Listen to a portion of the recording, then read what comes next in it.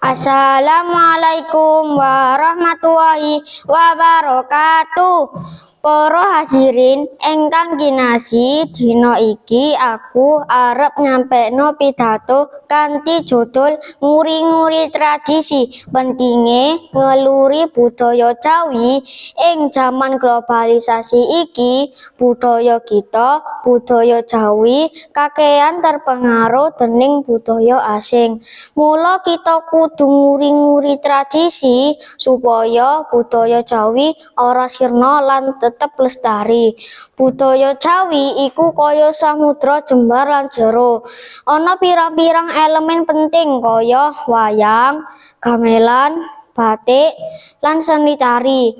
Wayang contohe ora mung minangka hiburan nanging uga minangka media kanggo nyampekno nilai-nilai moral lan ajaran urip. Ing saben pagelaran kita bisa sinau babagan keadilan, kebijaksanaan, lan rasa empati. Gamelan kanthi irama sing harmoni bisa ngasilake rasa tentrem lan kebersamaan. Nguri-nguri tradisi Jawi ora mung tugas para sesepuh, nanging uga tanggung jawab kita generasi muda. Kita bisa miwiti kanthi melu kegiatan seni, nonton pagelaran wayang, utawa sinau nari Jawi. Yen kita ora melu, sapa maneh sing bakal nguri-nguri budaya kita? Kita kudu dadi agen perubahan supaya budaya Jawi bisa lestari ing tengah arus globalisasi. Kita uga kudu ngajari generasi sakbanjure supaya ora lali marang asal-asal usul budaya. Nguri-nguri tradisi iki bisa dilakoni kanthi cara sederhana, kaya ngadeni acara budaya, ngrembug sejarah, lan ngajak kanca-kanca kanggo nresnani budaya Jawi.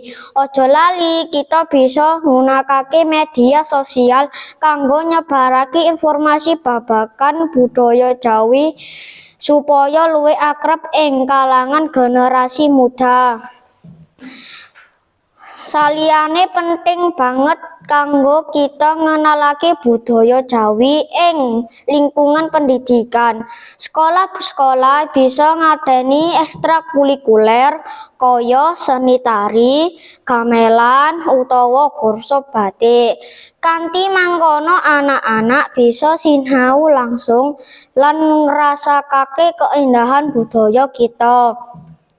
Akhire ayo padha njaga lan nguri-nguri budaya kita supaya ora sirna dening jaman.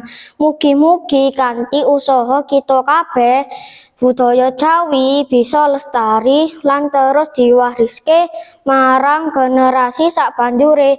Ayo kita bangga dadi wong Jawi, tresnani budaya kita lan nguri-nguri tradisi kita. Matur nuwun. Wassalamualaikum warahmatullahi wabarakatuh.